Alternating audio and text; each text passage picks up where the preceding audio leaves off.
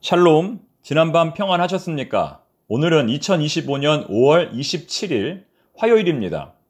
오늘 우리에게 주시는 하나님의 말씀은 민수기 29장 12절부터 40절까지입니다. 초막절의 의미라는 제목으로 주의 말씀 증거하겠습니다. 여러분, 초막절이 어떤 절기인지 아십니까? 우리에게 잘 알려진 유대인의 절기는 초막절이 아니라 유월절입니다. 유월절이라고 하면 뭔가 떠오르는 게 있지만 초막절이라고 하면 떠오르는 게 전혀 없습니다. 우리 그리스도인들에게 굉장히 낯설고 생소한 단어가 바로 초막절이라는 것이죠. 저 같은 목회자들에게도 마찬가지입니다. 제가 평생에 초막절을 주제로 설교할 일이 오늘 말고 또 있을까 싶을 정도입니다. 오늘은 바로 그 초막절에 대해서 함께 살펴보겠습니다. 초막절도 분명 성경에 나오는 내용이니 우리가 반드시 짚고 넘어가야 할 부분입니다. 일단 성경에 초막절이라고 하는 단어는 총 10번이 등장합니다.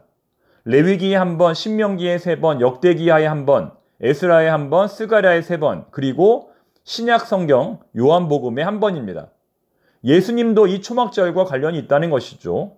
반면에 초막절과 같은 의미로 쓰이는 장막절은 성경에 단 한 번도 등장하지 않습니다. 또한 같은 의미로 사용되는 수장절은 출애굽기에만 2번이 등장합니다. 장막절의 장막은 초막을 장막으로 번역한 것이고 수장절의 수장은 거둔다, 저장한다는 의미입니다. 또한 초막절은 히브리어로 수콧이라고 하는데 수콧은 이스라엘 백성들이 애굽을 떠난 후 처음 머물렀던 곳입니다. 출애굽기 12장 37절 말씀, 이스라엘 자손이 라암셋을 떠나서 숫곳에 이르니 유아 외에 보행하는 장정이 60만 가량이요. 이 숫곳이 바로 오늘 우리가 살펴볼 초막절의 원어라는 것입니다. 아가페 성경사전은 초막절에 대해서 이렇게 설명합니다. 여러분 한번 잘 들어보십시오. 초막절은 이스라엘의 3대 절기 가운데 맨 마지막 절기이며 수장절 혹은 장막절이라고도 부른다.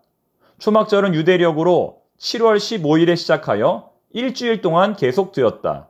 이때는 한 해의 추수가 모두 끝날 즈음이었다. 이스라엘 백성들은 초막절 첫날에 일손을 멈추고 하루를 쉬면서 거룩한 나팔을 불어 축제를 선포했다. 7일 동안 날마다 번제를 드렸다. 절기가 끝나고 난 8일째에는 마지막 번제를 드리고 거룩한 성회에 참석하여 하루를 쉬었다. 모든 남자들은 반드시 초막절 축제에 참석해야만 했다. 백성들은 이 기간 동안 종려가지와 무성한 가지와 신의 버드를 취하여 만든 초막 안에서 지냈다. 이것은 하나님께서 지난 40년의 광야 생활을 지켜주시고 돌보아 주신 것에 대하여 감사하고 앞으로도 지켜주실 것을 믿는 믿음의 행동이다. 이렇게 초막절에 대해서 설명하고 있습니다. 이러한 내용을 염두하면서 본문의 내용을 함께 살펴보겠습니다. 민수기 29장 15절 말씀입니다. 7째 달 15째 날에는 너희가 성회로 모일 것이요 아무 일도 하지 말 것이며 이래 동안 여호와 앞에 절기를 지킬 것이라. 앞서도 말씀드렸지만 초막절은 유대력으로 7월 15일입니다.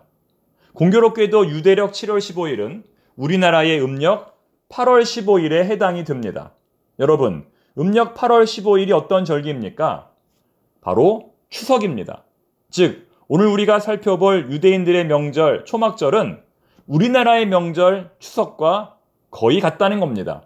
참고로 올해 2025년 추석 명절은 10월 6일 월요일로 이번 명절에는 대체 공휴일과 개천절, 한글날이 포함이 되어서 짧게는 7일, 길게는 열흘 정도의 휴일이 이어집니다. 굉장히 긴 명절이죠.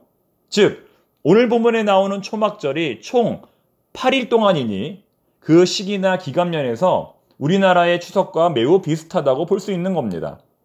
이때는 성회로 모이며 생업을 위한 노동을 금지합니다. 마지막 날인 제8일째인 7월 22일은 장엄한 대회로 모이라고 본문은 말씀합니다. 이 기간에는 막대한 수의 짐승을 하나님께 제물로 바쳐야 합니다. 오늘 본문에는 날마다 바쳐야 하는 짐승의 수가 자세히 기록되어 있습니다. 첫째 날에는 수송아지 13마리, 순양 2마리, 1년 된 순양 14마리, 그리고 순염소 1마리를 제물로 바쳐야 했습니다. 유월절과 초막절의 가장 큰 차이는 이 초막절에 막대한 양의 제물을 하나님께 바친다는 데 있습니다. 이것은 초막절이 이스라엘 백성들에게 얼마나 중요하고 성대한 절기인지를 말해주는 겁니다. 여러분, 우리도 추석 명절에 풍성한 음식을 서로 나누지 않습니까? 과일, 고기, 여러 가지 음식들을 서로 나누지 않습니까? 그래서 더도 말고 덜도 말고 한가위만 같아라 라는 말 하지 않습니까? 마찬가지입니다.